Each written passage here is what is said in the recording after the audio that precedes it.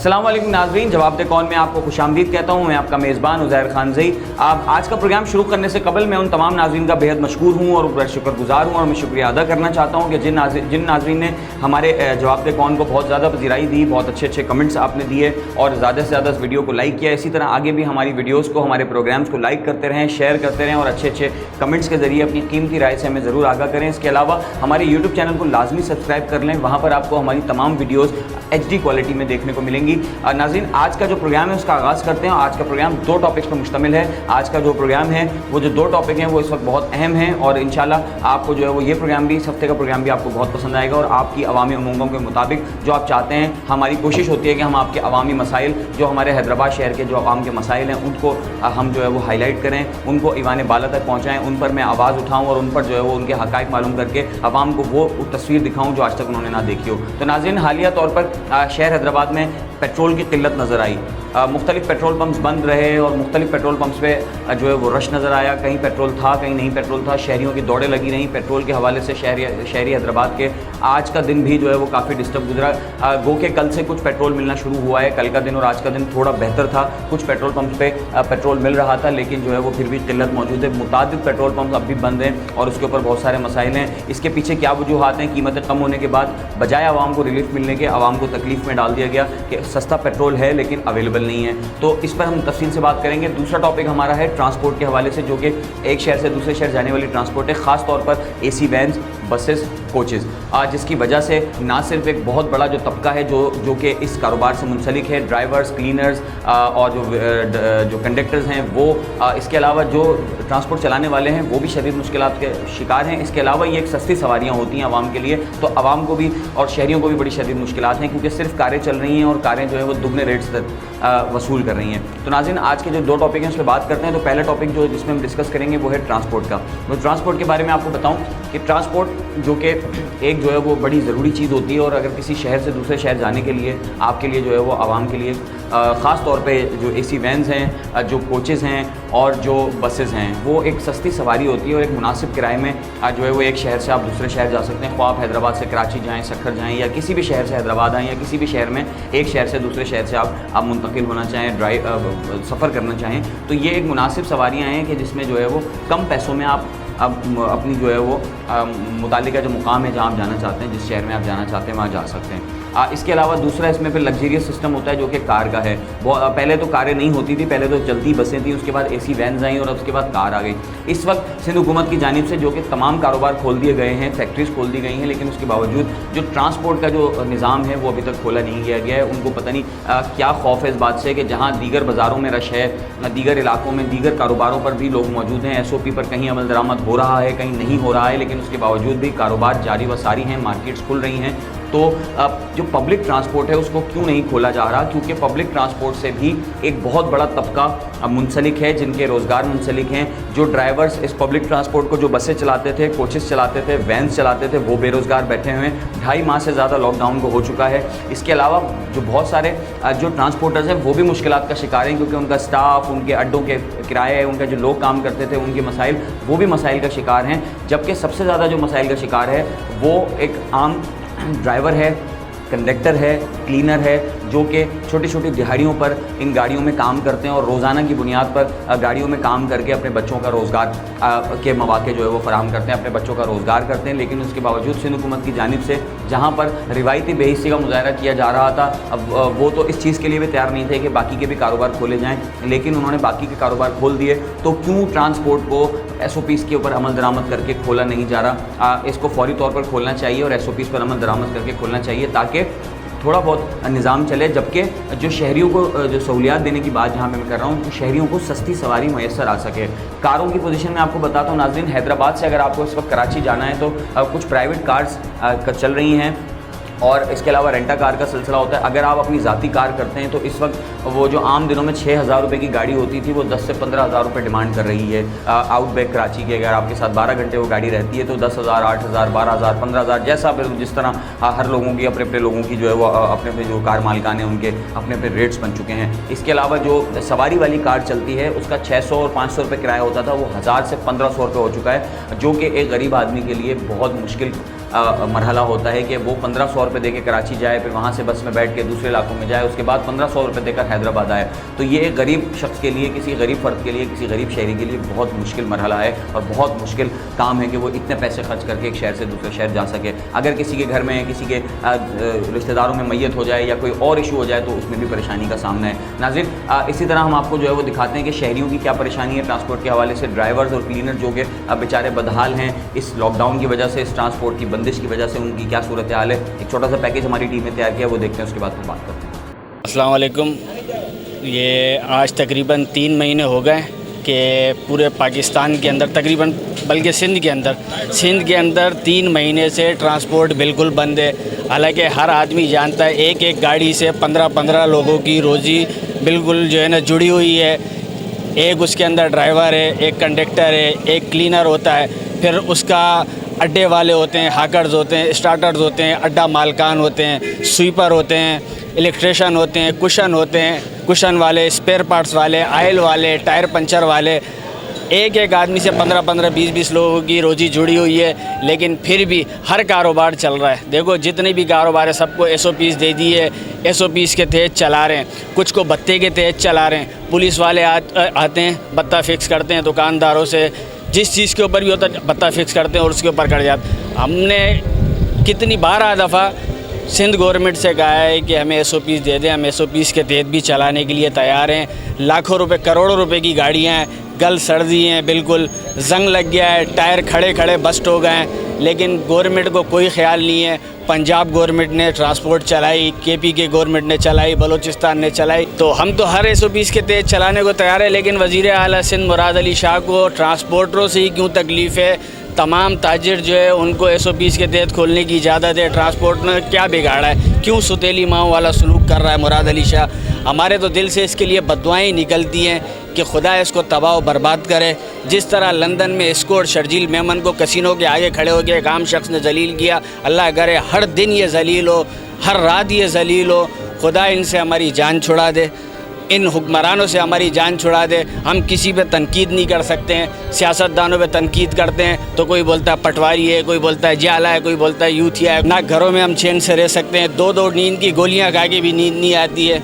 और कारोबार का हाल ये है कि आपके सामने ये सोशल मीडिया है जो आ जाता है, कुछ रिपोर्टिंग कर देता है, कुछ कवरिंग करता है। इनकी मेहरबानी। ना इलेक्ट्रॉनिक मीडिया करीब आता है, ना प्रिंट मीडिया हमारे करीब आता है। कोई पुरसाने हाल नहीं है, कोई सुनने वाला नहीं है। ये चाहते हैं कि भाई ये रोडों के ऊपर आएँ, मर जाएँ। अब तकरीबन 2.5 महीने होने वाले हैं यहाँ पर इस लॉकडाउन को तकरीबन। अब जो है पूरे सिंध में जो है दुकानें, छोटी होटलें, मार्केटें पूरे सिंध में खुल चुकी हैं। जबकि ट्रांसपोर्ट भी जो है ना वो कराची में खोल दी है। आपके भी नॉलेज में होगा। आज के उम्मत में आया हुआ मैंने ख़ुद पढ़ा है ये कि केस जो है तुम्हारा ट्रांसपोर्ट का इन्होंने किया था, हमारी एसोसिएशन ने, ट्रांसपोर्ट वालों ने, कि भाई इसको खोलो। उन्होंने बोला 15 तारीख़ तक जो है ना हम इसको खोल देंगे, लेकिन आपको जो शराइत सूबाई गवर्नमेंट ने दी हुई हैं उसके ऊपर आपको पूरा उतरना पड़ेगा। तो भाई इससे पहले भी हमने जब एक दफ़ा नहीं बल्कि 2 दफ़ा मुज़ाहरा कर चुके हैं, उसमें हमने यही बताया कि भाई हम जो है ना वो जो भी शराइतें हैं इन्होंने रखी हैं हम उनको पूरा करते हैं। गाड़ी में सवारी कम बैठाओ वो भी माना, वैगन में कम बैठाओ वो भी माना, कोचों में बैठाओ वो भी हमने माना। लेकिन उसके बावजूद भी अभी तक जो है ना वो अखबारात में भी आ चुका है। लेकिन सिंध गवर्नमेंट पता नहीं हमारे साथ क्या निकालना चाहती, क्यों नहीं इसको चलाना चाहती। जबकि मरकज़ी गवर्नमेंट भी बार बार बोल रही है कि भाई लॉकडाउन के हम मुकम्मल नहीं हो सकते। वज़ीर आज़म ख़ुद कह रहा है, तो भाई फिर क्यों नहीं खोल रही है उसको? इससे क्या दुश्वारी है आपको? जबकि हर बात आपकी मानने के लिए हम तैयार हैं, लेकिन उसके बावजूद जो है ना ये नहीं खोल। तो आपका क्या मुतालबा है? हमारा यही मुतालबा है कि फ़ौरन जो है ना वो खोला जाए, कल से ही खोल दिया जाए।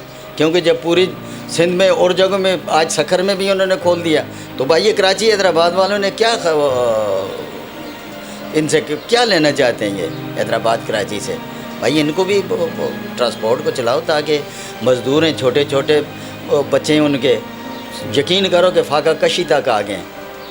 अब वो एक गाड़ी तो नहीं होती है, गाड़ी के साथ कम से कम 20 आदमी मुंसलिक होती है एक गाड़ी के साथ। फिटर से लेकर टायर वाले से लेकर तमाम लोग जो है ना वो ये इन्वॉल्व होते हैं इसके साथ, गाड़ी के साथ, तब जाके ये गाड़ी चलती है रोड पर, उससे फ़ायदा होता है। अब ये हमारा एक कोई ड्राइवर है, उसको आप बोलोगे कि भाई क्या कर रहे हो, उसके बोला क्या करूं, सैलानी वाले की तरफ जाऊं या किसी और की तरफ जाऊं, क्योंकि यहाँ तो खाने को नहीं मिल रहा हमें। जब तक खाने को नहीं मिलेगा तो हम कहाँ से लाएंगे, गाड़ी चलेगी तो मिलेगा ना भाई।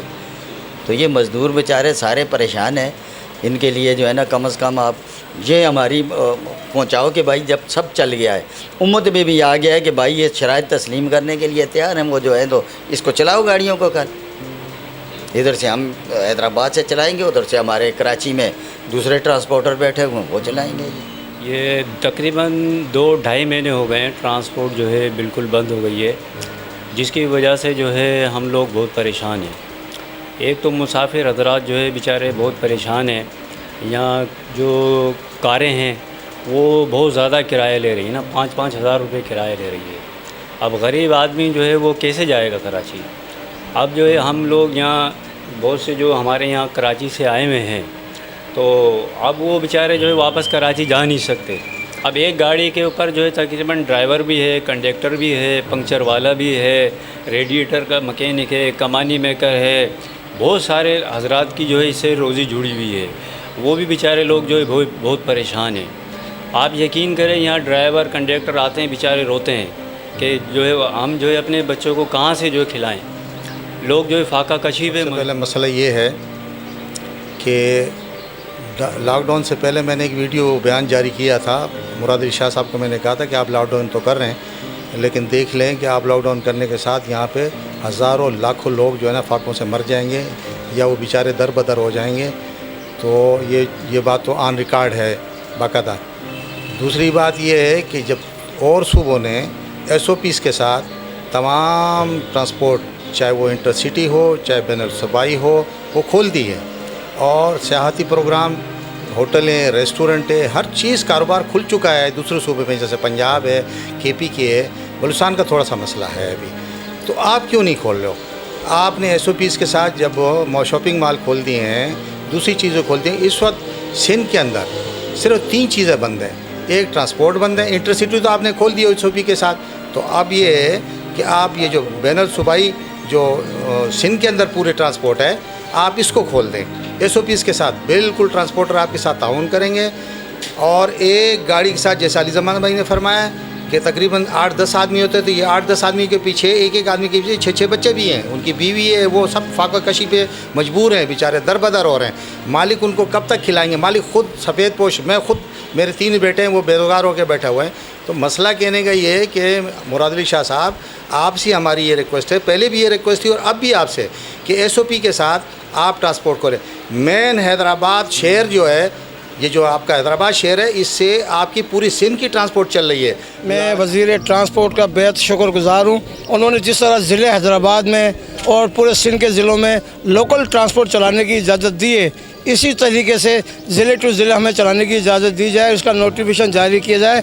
4 महीने हो गए सर, खुदा के वास्ते मेहरबानी करके हमारे मुलाजिमों में फाका कशी हो गई है, बहुत बुरे हाल हैं, लोग ख़ुदकुशी करने पे मजबूर हो गए हैं। और मेहरबानी करके फुल फोर पूरे सिंध का नोटिफिकेशन निकाला जाए जो इंटरसिटी का है, इसकी आपकी मेहरबानी होगी। और आपके वज़ीर ट्रांसपोर्ट के, वज़ीर आला सिंध के शुक्रगुज़ार हैं कि आपने कुछ आटे में नमक तो किया, छोटे ट्रांसपोर्टरों को इजाज़त तो दी, इस तरीके से बड़े ट्रांसपोर्टरों को भी इजाज़त दें, आपकी बहुत मेहरबानी होगी सर। मेरी मुराद अली शाह साहब से गुजारिश है कि ये लॉकडाउन ख़त्म किया जाए। इस तरह पे जो ये सारे ट्रांसपोर्ट वगैरह बंद पड़ी है, इन ट्रांसपोर्ट को खोला जाए। हमारे को आने जाने में दुश्वारी हो रही है। अभी कराची के लिए अगर हम गाड़ी करने के लिए आते हैं, इधर गाड़ियाँ नहीं हैं, कार वगैरह करते हैं तो उसके अंदर 2 अफराद को अलाउ किया हुआ है, बहुत मुश्किल हो रहा है। ये इस वक्त जो है ना हमारे को सवारी ही बहुत महंगी पड़ रही है, लिहाजा मेहरबानी करके ये जो है ना ट्रांसपोर्ट खोली जाए। अस्सलाम वालेकुम भाईजान, मसला ये आज तकरीबन हमारे को 3 महीने हो गए, 4था महीना चल रहा है। ये हमारी गाड़ियाँ पूरी सब खड़ी हुई, देखो ये बदीन बस स्टॉप पे सब कुछ खड़ी हुई है। हमें आज तक कोई यहाँ पे पूछने नहीं आया क्या हो रहा है। गरीब का ड्राइवर है, कंडक्टर है, सब लोग इधर ऐसे ही खड़े हुए। आज तक हमें कोई नहीं पूछने आया यहाँ पे क्या हो रहा है क्या नहीं हो रहा है। भाई ये आलम है, आप सामने देख रहे हो, सब गाड़ियाँ खड़ी है, 50-50 हज़ार रुपये के टायरों की जोड़ी है, खड़े खड़े टायर सारे ख़राब हो गए। अब मालिक भी बेचारे क्या करे, स्टाफ है, स्टाफ भी सब इधर बैठा हुआ बेरोज़गार, ना किसी ने आज तक पूछा ही नहीं है यहाँ पे क्या है क्या नहीं है। मेहरबानी करके हम तो बोलते यार हमारी ट्रांसपोर्ट चलाई जाए, सब चल रही है, सिंध गवर्नमेंट की लोकल्स चल रही है, हमारी भी चलनी चाहिए, कराची सिटी की चल रही है, यहाँ की भी हमारी चलनी चाहिए। हम तो यही रिक्वेस्ट कर सकते हैं। अस्सलाम वालेकुम, मैं हूँ एजाज़, अड्डे पे बस चलाता हूँ, बस ड्राइवर हूँ। तकरीबन मेरे को 2-3 महीने हो रहे हैं, हमारी बस ऐसे गाड़ी है, कोई हमारे को पूछने वाला नहीं, हमारे से पूछता नहीं क्या मसला है क्या नहीं, हमारे साथ क्या गुजर रही है हमारे से पूछो। किराया घर है, किराया भी नहीं दिया जा रहा है, मकान मालिक हमारा सरकार है, हमारी बस ऐसे खड़ी है। यकीन नहीं मानोगे, हम यहाँ पर बस पे रोज़ आगे सिर्फ टायरों पे पानी मारते हैं और कपड़ा डालते हैं और चले जाते हैं, ना बस चलाने देते ना कुछ से कारोबार है ही नहीं, और यहीं भूखे मर रहे हैं, अड्डे के ऊपर बैठे रहते हैं 24 घंटे के लिए। भाईजान ये बोलते हैं लॉकडाउन ख़त्म हो गया, कहाँ से ख़त्म हो गया? ये अंदर सिटी की गाड़ियों को इजाज़त दे दी चलाने के लिए। हम चलते हैं हैदराबाद से लाड़काना, हमारे को इजाज़त नहीं मिल रही है, बोला तुम्हारा ज़िला चेंज होता है। हम गरीब लोग जाएँ कहाँ? बोलते हैं गरीबों को पैसा दे दिया, इमदाद कर दी, फलाना कर दी, बस ये एसी की गाड़ियों में बैठ के, एसी के दफ्तरों में बैठ के करोना है, करोना इतने आगे मर गए, इतने ज़िंदा हो गए, इतने मर गए। मरते तो ऐसी भी है, जो नसीब है, जो अल्लाह ताला मारेगा वो इंसान का बच्चा नहीं बचा सकता है। बोलते हैं मर गए, मरना तो एक दिन ऐसी भी है। हम ऐसे कोरोना से नहीं मरेंगे तो ये इससे मरेंगे, भूख हड़ताल से मरेंगे।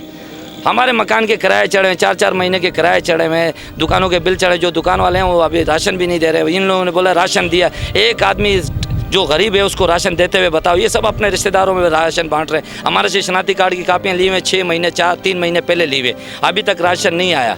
बोलते राशन दे रहे हैं, फलाना दे रहे हैं, ढिंगड़ा दे रहे हैं, किसी को कुछ नहीं दे रहा है। ये लोग तनख्वाहें बैठ के गवर्नमेंट से तनख्वाहें लेते हैं, बस एसी की गाड़ियों के पैसे लेते हैं, खर्चा करते हैं, वो सब गवर्नमेंट का है। ये एक दिन भी बच्चे लाओ हमारे मकानों में बिठाएं, 2 दिन बिठाएं, भूखा प्यासा रखें, पता लगे कितना गरीबों का एहसास है इन लोगों को। इनको एहसास नहीं है, एहसास होता है ना, हम गरीबों के लिए कुछ सोचते हैं। एक आदमी भी नहीं है पाकिस्तान में, जो इमरान खान है वो भी बैठ के एसी में बैठ के बातें करता है, उसकी पार्टी भी सारे ऐसी खाने वाले मिले, जो उनसे पाकिस्तान पे आया हुआ सब ऐसे ही मिल रहे माशाल्लाह। हाँ, लोग हमारे को, हम जब रोते धोते करते बोलते हैं बाबा इनके पास बड़ा माल है। कहाँ से माल आते तो हम लोग को क्या हालात ऐसी होती, हमारे घरों में आके देखो क्या हो रहा है क्या नहीं हो रहा है। सारा दिन घूमते घूमते शाम को कुछ नहीं लेके जाते हैं। हमारी ये अपील है, हमारे मेहरबानी करके हाथ जोड़ के कहते हैं हमारे कारोबार खोलते हैं, मेहरबानी करें, एहसान करें हमारे पे। हमारे को कोई वो नहीं चाहिए, ना इमदाद चाहिए ना हमारे को चाहिए। मेहरबानी करके कारोबार खोलते हुए, खोल सकते खोल दे, नहीं तो अब क्या करें। ये तो अपनी तनख्वाहें महीने के बाद पहले इनके अकाउंट में चली जाती है। अपनी एक महीने की तनख्वाह गवर्नमेंट को माफ़ करें ना। पाकिस्तान के लिए बोला, पाकिस्तान के आदमी है, पाकिस्तान के लिए भाई हम फ्री में काम करें, ये तो फ्री में एक भी नहीं कर रहा है। इनके खाने देखो, हर चीज़ देखो, सारे कोरोना से पाक है। एक हम लोगों के लिए अजाब है, होटलें बंद है, यहाँ ड्राइवर लोग हम कहाँ जावें? हमारा तो चलो घर बार है, आगे पीछे जो घर बार नहीं है वो ड्राइवर कहाँ जावे? ये ट्रांसपोर्ट 3 महीने से बंद है, और खुदा रसूल को माने ट्रांसपोर्ट खुलवा देना। छोटा गाड़ी जो है 1300 1400 कर ही लेते, और हम लोगों का जो 18 सीटर गाड़ी है और 25 सीटर और 30 सीटर गाड़ी है वो जगह जगह पे खड़ी है।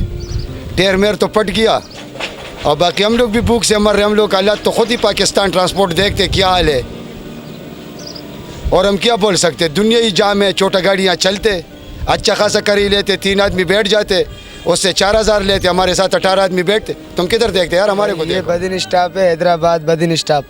अभी हम बदन स्टॉप के अंदर खड़े हैं, 3.5 महीने से इधर ये गाड़ियाँ खड़ी हैं, मालिक भी नहीं आ रहे हैं, मालिकों के पास भी नहीं है, वो हमारे को क्या देंगे। हम खड़ के इधर बेजार हो गए। देख लो ये गाड़ियों के टायर गल गए हैं, बाडियाँ जल गई हैं, ऊपर से बाडियाँ गल गई हैं, खाने को कुछ नहीं है। आप तो मज़ीद लॉकडाउन पे लॉकडाउन लगाए जा रहे हो। इसका मकसद ये तो नहीं है कि अवाम भूख मर जाए। तुम्हारे को रखो माल। मेरी गुजारिश है ये वज़ीर आला से कि आके इधर देखो, जहाँ खुद हमारे साथ लॉकडाउन में इधर शरीक हो जाओ। जहाँ तुम नहीं खाओगे तो तुम्हारे को पता नहीं चलेगा। ये हमारे बच्चे हैं भाई, हम घर से इधर आए हुए हैं, कमाने के लिए आए। 3.5 महीने से हमने 1 रुपया नहीं कमाया है, मज़ीद अपनी जेब से ही खा गए। मांग के हम कर्जदार हो गए लोगों के। बकाया देख लो भाई, हमारे को गुजारिश है। जी नाज़रीन, आपने देखा, आपने जज्बात देखे किस तरह जो है वो जो ड्राइवर्स हैं, क्लीनर्स हैं और लोग जो हैं वो परेशान हैं। इस कारोबार से मुंसलिक लोग कितने बदहाल हैं, उनके घरों के क्या चूल्हे ठंडे हो चुके हैं। 2.5 माह से ज़्यादा हो गया पब्लिक ट्रांसपोर्ट के बंद हुए।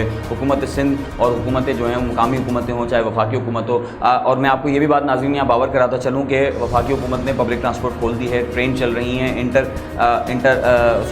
यहाँ पर जो अंदरूनी मुल्क परवाज़ें हैं वो भी चल रही हैं और ट्रेन भी जो है वो पूरे पाकिस्तान में जो है वो मूव कर रही हैं। लेकिन और पंजाब में और दीगर सूबों में भी जो है वो जो बस सर्विस है, कोच सर्विस है, वो बहाल कर दी गई है SOPs के के साथ अमल दरामद कराने के साथ। लेकिन सिंध हुकूमत की जानिब से अब तक ये नहीं किया जा रहा। न जाने उनको किस बात का खौफ है, न जाने पब्लिक ट्रांसपोर्ट में ऐसा कौन सा कोरोना फैल जाएगा जो इस वजह से जो है वो इसको नहीं खोल रहे हैं। नाज़रीन, इस पर मज़ीद बात करेंगे, वक्त हुआ एक ब्रेक का, ब्रेक के बाद करते हैं।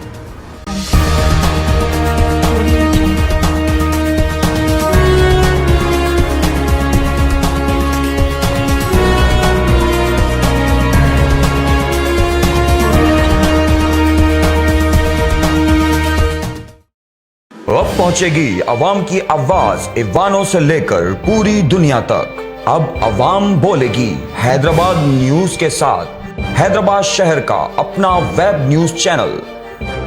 रहिए सिंध भर की और खुसूसन हैदराबाद शहर की मुस्तनद खबरों से बाखबर। हम करेंगे हैदराबाद शहर के मसाइल को उजागर।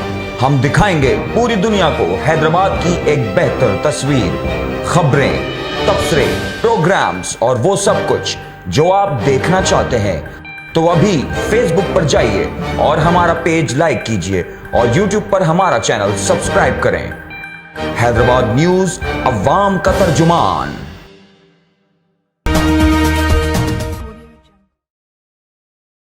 वेलकम बैक नाजरीन, आप देख रहे हैं जवाब दे कौन और मैं हूं आपका मेज़बान उज़ैर खान से। ब्रेक से कबल बात कर रहे थे हम ट्रांसपोर्टर्स की और ट्रांसपोर्ट के कारोबार से और इस पेशे से जुड़े उन अफराद की जो कि इस लॉकडाउन की वजह से और ट्रांसपोर्ट की बंदिश की वजह से शदीद मुश्किलात से दो चार हैं। उनकी ज़िंदगियाँ जो है वो बदहाल हैं और उनके घरों के चूल्हे ठंडे हो गए हैं। नाज़रीन, जैसा कि मैंने आपको बताया कि ट्रांसपोर्ट के कारोबार से भी मुंसलिक बहुत सारे ऐसे अफराद हैं जो कि निचले तबके के लोग होते हैं, जिनमें ड्राइवर्स हैं, क्लीनर्स हैं और जो है वो कंडक्टर्स हैं, जो कि बहुत छोटी छोटी दिहाड़ियों पर रोज़ाना की बुनियाद पर जो है वो पैसे कमाते हैं और अपने बच्चों का जो है पेट पालते हैं। लेकिन 2.5 माह से ज़्यादा का अरसा गुजरने के बावजूद transport service, public transport service नहीं खोली गई है, जिसकी वजह से ना सिर्फ उनके घरों के चूल्हे ठंडे हो गए हैं बल्कि उनको अपने जो गुजर बसर है वो करना मुश्किल हो गया है। इसके अलावा जो ट्रांसपोर्टर हजरात हैं वो भी शदीद मुश्किलात का शिकार हैं। उनको भी बहुत सारे प्रॉब्लम्स का सामना करना पड़ रहा है, क्योंकि जो उनका स्टाफ था, जो उनके अड्डे खुले हुए थे, जो उन्होंने अपने टर्मिनल्स बनाए हुए थे, उनको भी वहाँ पे उनके किराए देना और दीगर इशूज़ पे भी प्रॉब्लम थी।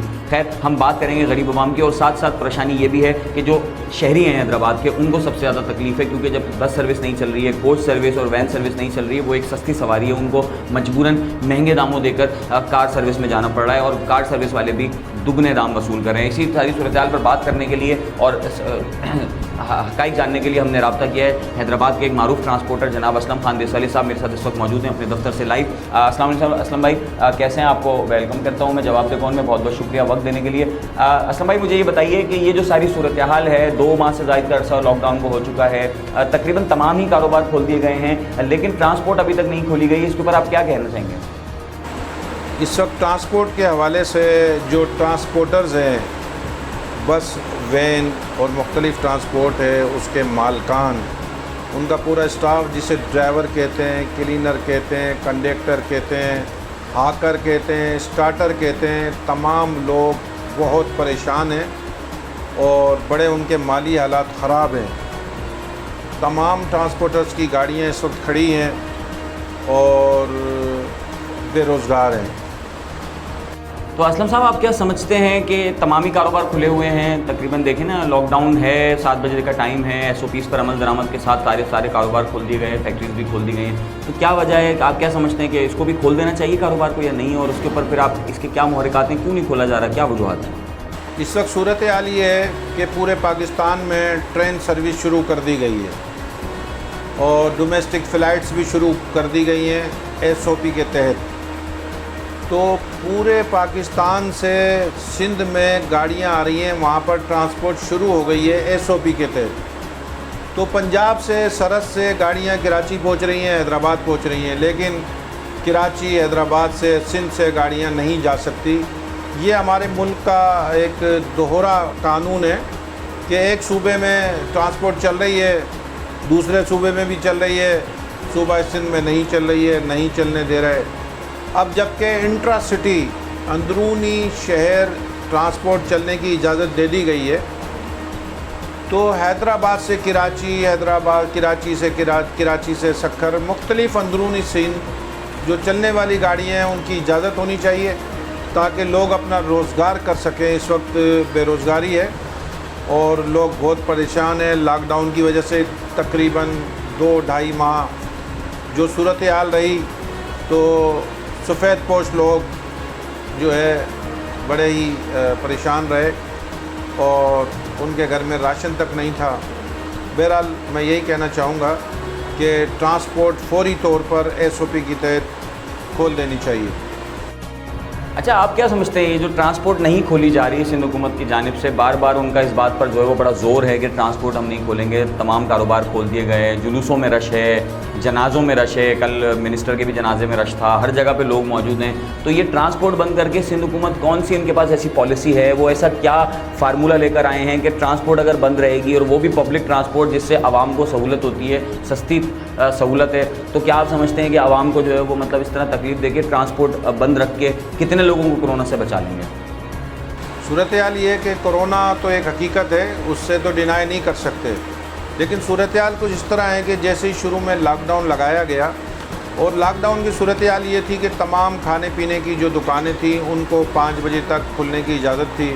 उसके अलावा दूध की डेयरीज़ वगैरह हैं उनको 8 बजे तक खुलने की इजाज़त है और मेडिकल स्टोर 24 घंटे खुले रह सकते हैं। लेकिन उस दौरान देखने में ऐसा आया कि मेले लगे हुए थे, रश लगे हुए थे और बड़े लोग कंधे से कंधा मिला के जो है मुर्गी का गोश्त, बकरे का गोश्त परचून की दुकान पे ख़रीद रहे थे। कोई SOP नज़र नहीं आ रही थी। अब 5 बजे से 7 बजे तक जो है अपना लॉकडाउन का टाइम है और तमाम वो मार्केट्स ईद के मौके पर खोल दी गई थी, तमाम जो प्लाज़ा हैं, तमाम जो मार्ट हैं वो खोल दिए गए, लेकिन ट्रांसपोर्ट को अभी तक इन्होंने ताहाल बंद रखा हुआ है, जबकि पूरे पाकिस्तान की ट्रेनें भी SOP के तहत चल रही हैं।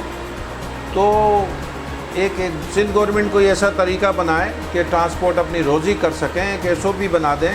मिसाल के तौर पे टोयोटा हाईएस वैन सर्विस है, एयर कंडीशन, उसमें 18 आदमी बैठते हैं, तो उसके अंदर 14 आदमी बैठ जाएं।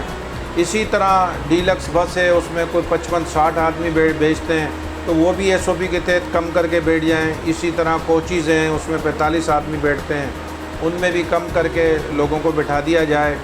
सैनिटाइज़र का इस्तेमाल हो, सेफ्टी मास्क का इस्तेमाल हो, तो SOP के तहत ये कारोबार शुरू किया जा सकता है। लेकिन हमारी समझ से बाहर है कि सिंध गवर्नमेंट ने इंट्रा सिटी बस सर्विस तो शुरू कर दी है पूरे कराची शहर में और तमाम शहरों में, अंदरूनी सिंध जो भी शहर हैं, शहर के अंदर गाड़ियाँ चल रही हैं, बसें भी हैं, मिनी बसेस भी हैं। लेकिन ये बात बड़ी समझ से बालातर है कि लोग इस वक्त परेशान हैं। बात ये कि लोग सफ़र तो कर रहे हैं, सफ़र इस तरह कर रहे हैं कि अब वो जो कार है, प्राइवेट कार जिन्हें रेंटा कार कहते हैं, वो कार सर्विस शुरू है। एक मैं मिसाल देता हूँ कि हैदराबाद से कराची कोचेज़ बंद हैं, बसेस बंद हैं, वैन सर्विस बंद है, लेकिन हैदराबाद से कराची कार सर्विस चल रही है, हैदराबाद के मुख्तलिफ़ इलाकों से चल रही है। तो गरीब आदमी किस तरह सफ़र करेगा? कार सर्विस वाले 1000 रुपये से लेके 1500 रुपये तक फ़ी आदमी किराया ले रहे हैं। तो लोग तो सफ़र कर रहे हैं, उनको मौत मैयत में, गमी खुशी में तो जाना है, ईद बकरा ईद पे अपने घरों को जाना है। तो बेहतर होगा कि वज़ीर आला सिंध से गुजारिश करेंगे कि मेहरबानी करें, ट्रांसपोर्टर्स पर जो है तरस खाएं। उनके लोग बड़े परेशान हैं, उनकी फैमिलियां जो है बड़ी मुश्किल से अपनी ज़िंदगी बसर कर रही हैं। तो ये ट्रांसपोर्ट फौरी खुलनी चाहिए पूरे सिंध में। जी बहुत बहुत शुक्रिया असलम देशवाली साहब, आपने जवाब दे कौन को वक्त दिया और इतनी गुफ्तगू हमारे साथ की। नाज़रीन, आप सुन रहे थे असलम खान देशवाली साहब की गुफ्तगू को, बता रहे थे कि किस तरह जो है वो मुश्किलात से 2-4 हैं। और जैसा कि मैंने आपको भी प्रोग्राम में बताया, हमने आपको पैकेज भी दिखाया कि किस तरह जो है वो ट्रांसपोर्ट, जो पब्लिक ट्रांसपोर्ट है, उससे मुंसलिक जो लोग हैं, इस पेशे से जो मुंसलिक लोग हैं, वो किस तरह बदहाली की ज़िंदगी गुजारने पर मजबूर हो चुके हैं। और सिंध हुकूमत की जानिब से ना तो उनके लिए कोई हिकमत अमली बनाई जा रही है, बल्कि कारोबार बंद किया हुआ है। ना उनको राशन दिया गया है, ना उनके लिए कोई हिकमत अमली तैयार की गई है, ना ही ट्रांसपोर्टर्स के के हवाले से कोई भी पॉलिसी हमें जो है वो नज़र आती है सिंध हुकूमत की कि वो आगे इन फ्यूचर क्या करने लगे हैं और इस हवाले से उनके जो है वो क्या ख्यालात हैं और वो क्या सोच कर बैठे हैं और वो कितने लोगों को ट्रांसपोर्ट बंद करके जो है वो कोरोना से बचा लेंगे। अब बहुत सारी बातें हो रही हैं कि जी कोरोना से बचना नामुमकिन है, हर एक को कोरोना होगा, मुख्तलिफ की क़यास सराहियाँ हैं कोरोना के हवाले से। खैर हम कोरोना की बहस में नहीं जाते। नाज़रीन आपने देखा, हमने आपको जो है वो सारा बताया ट्रांसपोर्ट के हवाले से। अब हमारे प्रोग्राम के दूसरे हिस्से में इंशाल्लाह हम बात करेंगे पेट्रोल की मसनूई किल्लत है या वो जायज़ किल्लत है, पेट्रोल की किल्लत की क्या वजूहात हैं, उसके क्या हक़ाइक़ हैं, हम इस पर बात करेंगे। आवाम की राय भी आपसे हम जानेंगे और पेट्रोल पंप मालिकान से भी हम बात करेंगे। ब्रेक के बाद इंशाल्लाह मिलते हैं और इस टॉपिक पर मज़ीद बात करते हैं।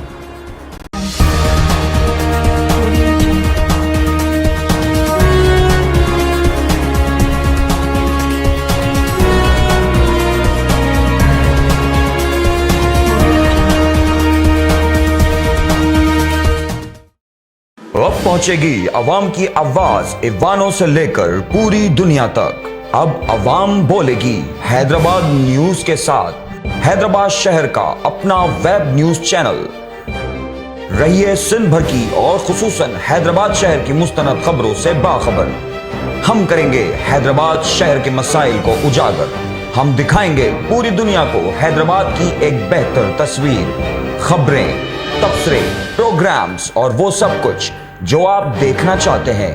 तो अभी फेसबुक पर जाइए और हमारा पेज लाइक कीजिए और यूट्यूब पर हमारा चैनल सब्सक्राइब करें। हैदराबाद न्यूज, अवाम का तर्जुमान।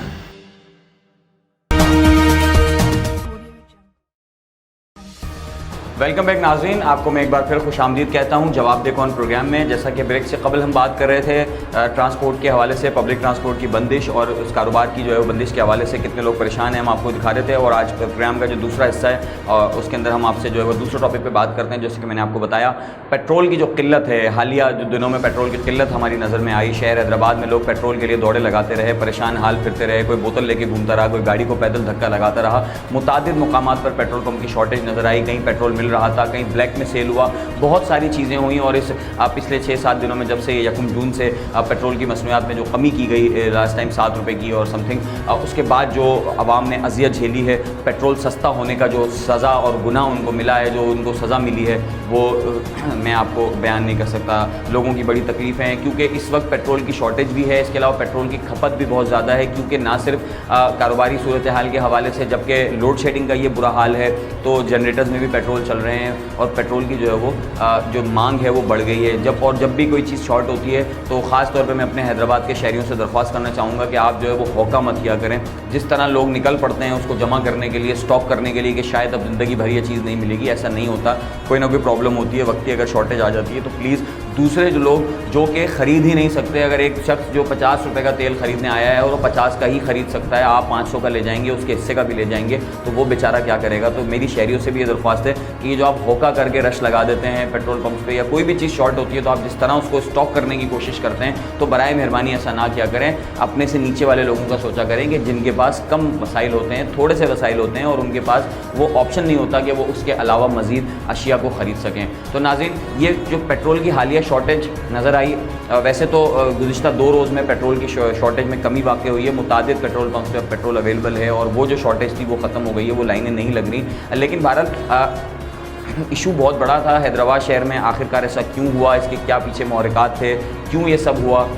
ये मसनूई किल्लत थी, ये मसनूई शॉर्टेज दी गई, ये पेट्रोल पंप मालिकान की जानिब से कोई ड्रामा किया गया था या ये आवाम को जो है वो परेशान करने की कोई साजिश थी, ये हुकूमती जानिब से कोई जो है वो पॉलिसी थी कि पेट्रोल पंप मालिकान को मना किया गया पेट्रोल ना सेल करे? आया इसके पीछे क्या महरक़ात हैं, इसके पीछे के क्या हक़ाइक़ हैं? तमाम चीज़ें हम अब प्रोग्राम के अगले हिस्से में इस हिस्से में जानेंगे। सबसे पहले आवाम की शिकायत, आवाम की तकालीफ, पेट्रोल पंप की शॉर्टेज के हवाले से एक पैकेज देखते हैं, उसके बाद मज़ीद बात करते हैं। और कई दिन हो गए हमें तो इतनी प्रॉब्लम का सामना करना पड़ रहा है। पहले से एक टाइम बताएं कि भाई आपको आवाम को तो सहूलत देनी चाहिए, सही ना, लेकिन हमारे यहाँ जो है कोई कोई सुनने वाला नहीं है, कोई सुनवाई नहीं है।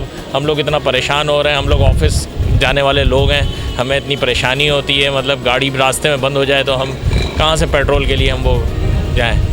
तो हम यही गुजारिश करते हैं हुकूमत से कि इस मसले को देखे और आवाम को सहूलत फराहम करे ताकि पेट्रोल की फराहमी को यकीनी बनाया जा सके। भाई कई दिन से ये पेट्रोल पंप बंद है, इधर पेट्रोल मिल भी नहीं रहा है, अजाब में फंसे हुए हैं, गरीब आदमी हो के लो हो गए। बाइकें हमारे पास, बाइक पर सारी सवारी चलती है। अब हम कहाँ पे जाएँ, कहाँ से कारें लेकर आएँ, जब पेट्रोल मिलता नहीं है। अभी जाके खुला है, थोड़ी देर हुई है बस, दोबारा बंद कर देंगे। हाँ, पेट्रोल की वजह से बहुत परेशानी का सामना है। कहीं मिलता है, कहीं नहीं मिलता है। लाइनों में लग के 2-2 घंटे लग जाते हैं और कई दफ़ा तो ऐसा है कि पैदल ही चलना पड़ता है। लेडीज़ भी पैदल चल रही है जेंट्स के साथ, बच्चे भी पैदल चल रहे हैं छोटे छोटे गर्मी में। तो पेट्रोल की वजह से बहुत परेशान है आवाम। यार ये जो पेट्रोल की किल्लत नहीं है हमारे मुल्क और हमारे शहर हैदराबाद में, ये बस ऐसे ही पेट्रोल सेव किया गया है, दे नहीं रहे हैं आवाम को। आवाम परेशान लगी पड़ी है। कहीं कहीं तो 155 रुपये लीटर पेट्रोल दे रहे हैं। फजूल में हम आवाम को परेशान किया हुआ है। हुकूमत के नायल लिए क्या कर सकते हैं। इन बेचारों का भी कसूर नहीं है। इनके मालिकान इन पे जो ये मुसलत किया हुआ है ये काम कि भाई आपने पेट्रोल इस तरह देना है, इस तरह नहीं देना है, और कुछ नहीं है। बस गरीब हम लोग परेशान हैं। हमारे लिए ये मसले जो है ना ये दरपेश हैं। बाकी इनका क्या जाता है यार, 2 रुपये के मालिक हैं। इनकी गाड़ियों में तो फ्यूल का भी कम होता ही नहीं है। पर हम पिस गए, गरीब हम पिस गए यार, माफ़ कर दो, खुदा का वास्ता है। कई दिन से भाई पेट्रोल बंद पड़ा हुआ है, मसले को हल किया जाएगा। मजदूर बंदे परेशान लगे पड़े हैं, दिन रात पता ही नहीं पड़ रहा है कब खुल रहा है कभी बंद हो रहा है। भाईजान जब महंगा होता है तो जब भी तो पेट्रोल दे रहे होते हैं, बंद तो नहीं करते ना। तो जैसे अभी सस्ता हुआ फ़ौरन पेट्रोल जो ना पेट्रोल पम्प बंद कर दिए गए। अभी कल मैंने शेल के पंप से 155 रुपये लीटर हाई ऑक्टेन डलवाया था। तो जस्ट आवाम को रिलीफ किसी चीज़ का नहीं मिल रहा। हुकूमत हर चीज़ का रिलीफ बोल रही है, रिलीफ देंगे। तो पेट्रोल पम्प की बड़ी मुश्किल हो गई है यहाँ पर। और रही बात है कि हर चीज़ का प्रॉब्लम सामना देखा जा रहा है। देखें आप कि पेट्रोल पंप पे गाड़ी को पेट्रोल नहीं है और महंगा ब्लैक में मिल रहा है। हमें तो वही लीटर मिल रहा है, तो कम तो नहीं मिल रहा हमें किसी चीज़ का। पेट्रोल के लिए आया था, मेरे को मीरपुर खास जाना है, मेरे को इमरजेंसी है, पेट्रोल ही नहीं है। मैंने कल इसलिए नहीं डलवाया, मैं चल ले लेंगे। आज सारे शहर में घूम के आ गया, कोई भी नहीं दे रहा पेट्रोल। ना ब्लैक से दे रहे ना वैसे दे रहे हैं, पता नहीं क्या मसला है। अब गवर्नमेंट तो बोल रही पेट्रोल गिराया, ये इधर तो मसले और मसाइल बढ़ा दिए। जी हाँ, पेट्रोल जब सस्ता होता है तो ये लोग पेट्रोल बंद कर देते हैं देना। जब महंगा होता है तो बेचते रहते हैं। और पुलिस भी इनके साथ इन्वॉल्वमेंट है। वो कहती है पेट्रोल है नहीं, दें कहाँ से, जब शिकायत करते हैं तो। लेकिन जब रेट गिरता है तो ये हमें अवेलेबल नहीं होता है। बस इस मुल्क का ये अलमिया है। रोज़ बजट आते हैं यहाँ पर, रोज़ एक रेट फिक्स नहीं है कि साल भर वही रेट कायम रहेगा। कोटरी से आया हूँ और कोटरी में भी कहीं भी मेरे को नहीं मिल रहा। मैं ढूंढ के आ रहा हूँ, कहीं भी पेट्रोल नहीं मिल रहा मुझे। अभी तक मैं पेट्रोल के लिए बड़ा परेशान हूँ। मेरे को काम अर्जेंट जाना है कहीं पे अर्जेंट, इसलिए मैं खुद परेशान हूँ। अब जो है गाड़ी में पेट्रोल भी नहीं है, मैं मंजिल तक कैसे पहुँचूँगा। तो पेट्रोल पे रेट गिरे बड़े, कम से कम ये पेट्रोल पंप खुलना चाहिए। यहाँ पे देखे कितनी आवाम परेशान हो रही है, किसी को भी नहीं दे रहे। सर हुकूमत की तरफ से तो पेट्रोल वगैरह हर चीज़ अवेलेबल है, बट अनफॉर्चुनेटली ये पाकिस्तान का एक हिस्सा है कि जब भी कोई प्राइसेस किसी भी चीज़ के ऊपर बढ़ते हैं, ख़ास करके पेट्रोलियम मसनूआत के ऊपर, तो इमीडिएटली जो ना इफ़ेक्ट हो जाता है। लेकिन जैसे ही रेट डाउन होते हैं तो ये इनका यही हाल होता है, ये पेट्रोल पंप वगैरह बंद हो जाते हैं। 48 घंटे हो गए, पेट्रोल अवेलेबल है ही नहीं। इसके अंदर गवर्नमेंट ऑफ पाकिस्तान को कसूरवार नहीं ठहराया जा सकता। ये पेट्रोल पंप एसोसिएशन के जो भी मालकान हैं ये खुद जिम्मेदार हैं इसके। जी नाज़रीन, आपने पैकेज देखा और हमने आपको जो है तफसील से फुटेज भी हम आपको दिखा रहे हैं और हमने आपको आवाम के जज्बात भी दिखाए हैदराबाद के शहरियों के, किस तरह वो परेशान थे पेट्रोल के लिए। और आपने देखा कि किस तरह लाइनें लग रही थी। जिस तरह कभी CNG पे लाइनें लगती थी, इस तरह पेट्रोल पंप पे पिछले दिनों में हमने लाइनें देखने में आई और लंबी लंबी कतारें थीं। एक तो पेट्रोल मिल नहीं रहा था, मुतादिद जगहों पर लोगों को परेशानी हुई। एक तो 7 बजे का लॉकडाउन, अगर कोई शख्स अपनी नौकरी पर गया हुआ है और एक तो पहले ही लॉकडाउन था, ऊपर से वो इस आसरे में 6:30 बजे निकला या कि पेट्रोल डलवा लूँगा और वो उसको पेट्रोल में असर नहीं हुआ। लोग पैदल घरों को गए, बहुत परेशानी उठानी पड़ी है इन पिछले 6-7 दिनों के अंदर। 7 दिनों के अंदर जो 7 दिन गुजरे हैं, अब पेट्रोल की कमी के बायस आवाम ने एक अजाब झेला है। तो आखिरकार ऐसा क्यों किया जाता है? हैदराबाद के शहरियों के साथ ये मसाइल क्यों किए जाते हैं? हैदराबाद के शहरियों के साथ क्यों तकलीफ़ें उनको दी जाती हैं? और खैर ये तो मेरे सुनने में आया और आपको भी पता है कि पूरे पाकिस्तान में जो है मुख्तलिफ शहरों में जो है वो पेट्रोल की शॉर्टेज नज़र आई। तो इसका मतलब ये कोई नेशनल मामला है क्या? आया पेट्रोल आगे से जो है वो शॉर्ट है? हमने कुछ पेट्रोल पंप मालिकान से भी बात की, उनका कहना है कि जी आगे से पेट्रोल नहीं आ रहा। अगर आगे से पेट्रोल नहीं आ रहा है तो क्यों नहीं आ रहा है, और क्योंकि हम जो पिछले दिनों खबरें देख रहे थे कि दुनिया में इतना वाफर मिकदार में पेट्रोल हो गया है कि फ्री में बिक रहा है और उनके पास स्टोरेज ख़त्म हो गई है, इतना पेट्रोल हो गया है। तो जब इतना सारा पेट्रोल दुनिया में मौजूद था तो क्या पाकिस्तान ने जो है वो हुकूमत की कोई नाए ली है? इसके अंदर वफाकी हुकूमत की नाए ली है, ओगरा की नाए ली है, किसकी नाए ली है? आखिरकार जो भी हो, जिसकी भी नाए ली हो, तकलीफ़ आवाम को उठानी पड़ी। हालांकि जो कीमतें कम हुई उससे आवाम को रिलीफ मिलना था, लेकिन बजाय रिलीफ मिलने के आवाम अजियत का शिकार हो गए। इसी तमाम चीज़ों पर बात करने के लिए मेरे साथ मौजूद हैं लब्बैक फिलिंग स्टेशन के डायरेक्टर जनाब और बेग ग्रुप के भी डायरेक्टर हैं जनाब हसाम बेग मुग़ल, जो कि हैदराबाद शहर में एक मारूफ बिजनेसमैन भी हैं और अच्छी जो है वो निगाह रखते हैं और काफ़ी रिसर्च है इस हवाले से, उनको पेट्रोल वर्क के हवाले से और जो फ्यूल के हवाले से जो चीज़ें हैं उस पर भी बड़ी जो है वो तफसील से जो है वो मालूमात रखते हैं। तो इसी वजह से हमने उनसे रब्ता किया, वो अपने ऑफिस से मेरे साथ इस वक्त बराह रास्त मौजूद हैं। हसाम साहब, आपको वेलकम करते हैं स्टूडियो में। आपका बहुत बहुत शुक्रिया हैदराबाद न्यूज़ को और जवाब कौन को वक्त देने के लिए। सर, क्या सूरत हाल है? ये जो पेट्रोल की शॉर्टेज है ये क्यों हुई, इसके पीछे के क्या मुहर्रिकात हैं, किस वजह से ये सब हुआ? अच्छा, पहले तो बहुत शुक्रिया उज़ैर साहब का, वालेकुम सलाम, और आप लोग का बहुत शुक्रिया कि आपने ये आज एक अहम मसला उठाया है हैदराबाद की आवाम का और हमारा भी, क्योंकि सबको ये लग रहा है कि सिर्फ आवाम सर्वाइव कर रही है, ऐसा नहीं है। जो पेट्रोल पंप के मालिकान हैं वो इटसेल्फ खुद भी सर्वाइव कर रहे हैं इस चीज़ से, क्योंकि आप देख सकते हैं कि पूरी दुनिया के अंदर इस वक्त कोरोना एक पैंडेमिक जो कोविड-19 है ये फैला हुआ है। इसकी वजह से हुआ ये, मैं आपको थोड़ा सा पहले के सिनेरियो बता दूं अगर आप मुझे इजाज़त दें कि ये बना किस तरीके से, आज हम इस मुकाम तक पहुँचे किस तरह। देखिए ये कि जब ये पूरी दुनिया में कोविड-19 फैला कोरोना वायरस, तो हुआ ये कि जो दुनिया की सेल थी, आप लोग देख रहे होंगे लॉकडाउन दुनिया में लगना शुरू हुआ, दीगर ममालिकों में भी लगा, जैसे पाकिस्तान में लगा, तो जो ऑयल की डिमांड थी वो ऑटोमेटिकली शॉर्टफॉल आ गया, उसके अंदर गिर गई। वही जब पाकिस्तान में सूरत हाल बनी, लॉकडाउन हुआ पाकिस्तान में, तो हमारी भी जब आपने देखा लॉकडाउन हुआ, लोगों को कर्फ्यू की तरह लॉकडाउन, लोगों को निकलने से मना कर दिया गया, बिजनेसेस बंद कर दिए, फैक्ट्रीज़ बंद हो गई। मतलब जो जो ऑयल की यूज़, हर जगह पेट्रोल यूज़ होता है तकरीबन, उनकी जब डिमांड कम हुई तो हमारे पास से सप्लाई भी हमने उस हिसाब से, जो हमारी OMCs हैं, ऑयल मार्केटिंग कंपनीज़ हैं, उन्होंने करना शुरू कर दिया। अब हमें 10 घंटे अलाउ किया जाता है, जो हमारी सेल आप समझें अगर 50% पे आगे खड़ी हो गई है, शॉर्टफॉल आया उसके अंदर। तो जब हमने OMCs से पेट्रोल ख़रीदना कम किया तो उन्होंने बाहर से इंपोर्ट करना कम कर दिया, कि जब वो अपना पैसा क्यों फंसाते। उसके साथ उनको सबसे बड़ा ड्रॉबैक ये आया पाकिस्तान के अंदर कि आपने देखा पहले 15 रुपये गिरे, फिर 8 रुपये गिरे, फिर ये 7 रुपये गिरने वाले थे। इस मुल्क के अंदर या दुनिया के जो तज्ज़ियाकार हैं, इकनॉमिस्ट हैं, वो अंदाज़ा लगा लेते हैं कि कितना परसेंटेज, कितना आप लोगों को पता चल जाता है कि कितना पेट्रोल गिरेगा। तो हमसे ज़्यादा, कई ज़्यादा जो OMCs होती हैं वो पावरफुल होती हैं, उनका साख्त होती है, वो मालूम कर लेती हैं कि क्या ECC के अंदर इकनॉमिकल में चल रहा है। तो इकनॉमिकल कमेटी जो कमीशन की है, जो तय करती है रेट्स की, तो उनके ताल्लुकात होते हैं, वो पता कर लेते हैं। अब उन्होंने एक दफ़ा पैंडेमिक चल तो रही थी, डिमांड उनकी से कम हुई, जो वो समझो 1 लाख लीटर बेचते थे वो आ गए 20-30 हज़ार लीटर के ऊपर अपनी सेल पे। जो OMCs की मैं बात कर रहा हूँ, जैसे कोई भी, जैसे पूमा की हम मिसाल ले लें, अगर हम पूमा से पहले महीने के 1 लाख लीटर या 2 लाख लीटर ले रहा था, तो ये लॉकडाउन की सिचुएशन ने हमें लाके 50-60 हज़ार लीटर पे खड़ा कर दिया, आप समझे मिसाल के तौर पे। तो उन्होंने आगे से इंपोर्ट उस हिसाब से करना शुरू कर दी। अब ये हुआ कि जब उनको पता ही चला कि भाई 15 रुपये गिर रहे हैं, तो जो उनके पास वैसे ही कम था, चलो उन्होंने कहा ये हम कड़वा घूट पी लेंगे 15,000, वो पी लिया उन्होंने OMCs ने। उसके बाद फिर 8 रुपये एक महीने पे गिरे, वैसे डिमांड कम थी पेट्रोल की, फिर उन्होंने नुकसान कर लिया। वो भी इतनी बड़ी ऑयल कंपनीज़ हैं, मार्केटिंग कंपनीज़ हैं, 80-90 रन कर रही हैं पाकिस्तान के अंदर, तो उन्होंने अपने हिसाब से, उनके भी खर्चे उस हिसाब से उन्होंने मेंटेन करने की कोशिश की, लेकिन वो नहीं पहुंच सके वहाँ तक। अब इसके अंदर मैं कहूँगा कि नाअहली जो है गवर्नमेंट की है और OMCs की है।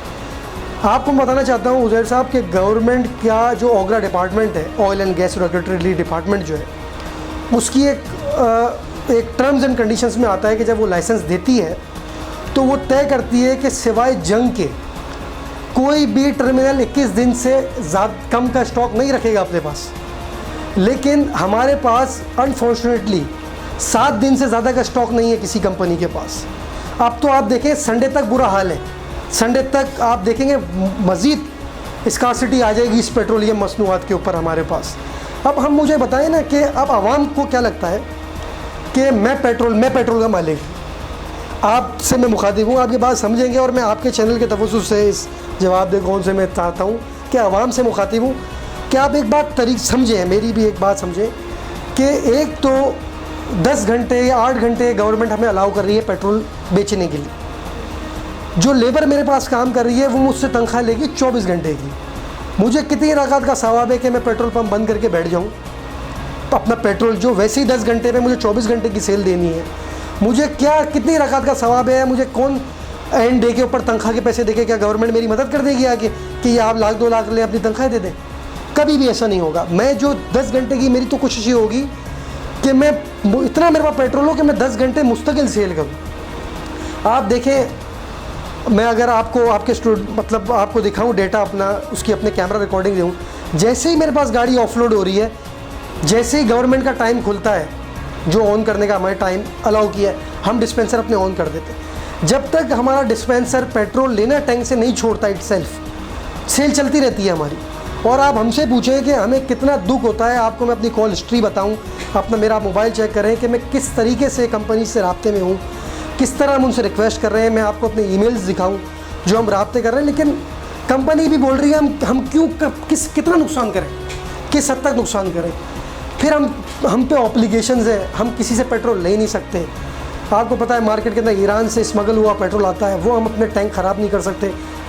छोटे से शॉर्ट टर्म पीरियड के लिए हम अपनी सेल ख़राब कर दें लाइफ टाइम, जो हमारा एक एतमाद लोगों में भरा हुआ है, 2007 से ये पंप चल रहा है। हम सिर्फ सेल करने के लिए, बल्कि आप ये तो सोचें हम करना चाहें तो हम ये भी कर सकते हैं, हम गलत ईरानी पेट्रोल लें, बेच दें, अपना प्रॉफिट ज़्यादा मैक्सिमाइज हो, हम अपने लोगों को तनख्वाह दें और लोगों को भी खुश कर दें। लेकिन देखिए, बुरी चीज़ ज़्यादा दिन नहीं चलती। 8 दिन बाद 7 दिन बाद जब लोगों को पता चलेगा कि वो क्या चीज़ भरवा के बैठ गए, तो वो रिवॉल्ट हम पे ही आएंगे अपना लेके। फिर हम लाइफ टाइम जो हमारी एक चीज़ चल रही है, जो हमारे एंसेस्टर्स की तरफ से हमें चलता हुआ आ रहा है, एक एतमाद, एक भरोसा, लॉयल्टी, वो ख़त्म हो जाएगी। हम इतना बड़ा सेक्रीफाइस कर रहे हैं कि आप देखें, मुझे ऐसे ऐसे लोगों के फ़ोन आते हैं कि मैं आपको पेट्रोल उतार देता हूँ। मैंने नहीं भाई, जब तक आप मुझे लेबॉर्ट्री टेस्ट नहीं दोगे, मैं पूमा के अलावा नहीं लूँगा। अब जो हमारी पूमा कंपनी है, आप वो देखें कि उसका जहाज़ हमारे इन्फॉर्मेशन के मुताबिक अटक का और शेल का बर्थ पोर्ट पे लग गया है, बर्थ पे जहाज़ लग गया है। आपने देखा होगा इन 2-3 दिनों में शेल के पास भी पेट्रोल आ गया है, अटक के पास भी आ गया है। उनके पीछे अलग हमारा जहाज़ खड़ा हुआ है पूमा कंपनी का। अब इशू ये है कि OMC कंपनियों ने ये हरकत करी, उन्होंने ECC को रब्ता किया, इकोनॉमिक कमीशन जो है कमेटी, कि आप इस महीने फर्स्ट को रेट नहीं गिराएं, तो हमारा जो हम परचेजिंग फ़ौरन कर लेते हैं और आ जाएंगे। अब उन्होंने क्या हरकत करा है कि जो ऑयल रिफाइनरी में जो डिपो के ऊपर पुराना माल फंसा हुआ है, उसके ऊपर रेट गिरा दिए। अब वो एक स्कार्सिटी सारी OMCs मिलके क्रिएट करना चाह रही हैं। पेट्रोल ये नहीं है कि बिल्कुल ड्राई है, उनके पास 7-8 दिन का पेट्रोल है, लेकिन अब उन्होंने हरकत ये करी है, उन्होंने बिल्कुल, मुझे शुरू में 2 दिन पेट्रोल दिया उन्होंने, अब उन्होंने मुझे ये डिलेमा पैदा कर दिया है कि भाई क्राइसिस हो गया है, शॉर्टफॉल है, हमारे डिपो ड्राई हो गए। हमारे इन्फॉर्मेशन के हिसाब से उनके पास अभी भी पेट्रोल है, मैं इतना नहीं कहूँगा कि बहुत ज़्यादा है, फिर भी 7-8 दिन का पेट्रोल है। लेकिन अब वो करना क्या चाह रहे हैं, वो गवर्नमेंट से ये डिमांड कर रहे हैं कि आप रेट बढ़ाएं, ताकि एवरेज कॉस्ट मेथड के थ्रू जो पेट्रोल नुकसान में हमारा जा चुका है, जो हमारे पास डिपो पे था और अब जो बचा है, जब पेट्रोल वापस महंगा होगा तो हम एक्चुअल एवरेज कॉस्ट पे अपने आ जाएंगे और सेल शुरू कर देंगे। डिमांड कस्टमर डीलर्स की डिमांड, हम देशों की डिमांड पूरी हो जाएगी। अब असल में झगड़ा चल रहा है OMCs का और गवर्नमेंट का। गवर्नमेंट ने की नायली ये है कि जब उसने ECC को OMCs ने कहा, तो उन्होंने अपनी 31 मई की रिपोर्ट में ये बात नहीं डाली कि 21 दिन का स्टॉक नहीं है हमारे पास OMCs के पास, जबकि उनको ये मेक श्योर करवाना है कि 21 दिन का, सिवाय जंग की सूरत हाल की, 21 दिन का स्टॉक डिपोज में होना है, वरना लाइसेंस कैंसिल हो जाएगा। क्यों गवर्नमेंट लाइसेंस नहीं कर रही कैंसिल?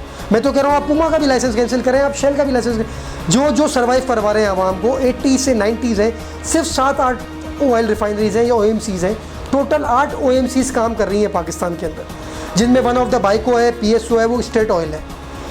हम उसके थ्रू वो 40% नीड पूरी करते हैं, 60% नीड बाहर से पैदा होती है, पूरी हम पूरी करते हैं। 80 से 90s जो OMCs हैं, उन्होंने गवर्नमेंट के साथ गेम किया, हम तो बहुत बाद में आते हैं। उन्होंने अपने ड्राई कर दिए, इंपोर्ट नहीं करी, जिसकी वजह से गवर्नमेंट ने उनको चेक नहीं करा, 21 दिन का उनको चेक करना था, स्टॉक उनके पास है, गवर्नमेंट के अंदर उनके लोग मुलव्विस हैं, उन्होंने अभी करे ना लाइसेंस कैंसिल, क्यों 21 दिन, अभी सिर्फ 6 दिन हुए, कैसे पेट्रोल ख़त्म हो गया? अगर मैं कहता हूँ 31 तारीख को भी ईद की बातें कर रहे हैं और कह रहे हैं एकदम दुनिया में खुला, शॉर्टेज आ गई, लॉकडाउन दुनिया में, न्यूजीलैंड ने लॉकडाउन हटाया, इटली ने हटाया, स्पेन ने हटाया, अमेरिका ने हटाया, ये तो बातें दूर की हो गई।